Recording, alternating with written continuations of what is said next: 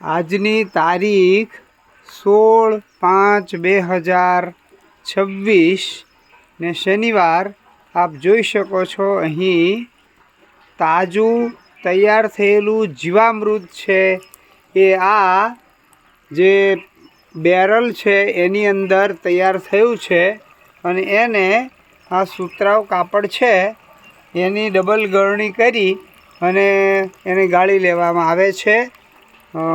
જય ખોડલ એસપીકે ફાર્મ, ગામ ગોરડકા, તાલુકો ગઢડા, જિલ્લો બોટાદ, બાબુભાઈ ગણેશભાઈ કળથિયા। એ જીવામૃત છે। 200 લીટર જીવામૃત બનાવવા માટે સૌ પ્રથમ 10 કિલો ગાયનું છાણ, તાજું ગાયનું છાણ, 10 લીટર ગૌમૂત્ર અને એની અંદર 1 કિલો ચણાનો લોટ અથવા તો કઠોળનો કોઈપણ કઠોળ 1 કિલો લોટ, 1 કિલો ગોળ અને 1 કિલો એ ખોબો જેટલી કુંવારી માટી જે વડ નીચે બનાવે, વડની નીચેની હોય કે ક્યાંય જંતુનાશકોનો ઉપયોગ ન થયો હોય એવી માટી એ બધું મિક્સ કરી અને તેને 6 દિવસ સુધી રહેવા દો। દરરોજ સાંજે અને સવારે ઘડિયાળની દિશામાં એને ફેરવો, જેથી કરીને ગાયના છાણની અંદર જે બેક્ટેરિયાઓ છે એની વૃદ્ધિ કરવા માટે એની અંદર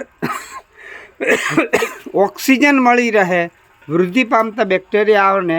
એટલા માટે સવારે અને સાંજે ઘડિયાળની દિશામાં 5 મિનિટ ફેરવવામાં આવે છે।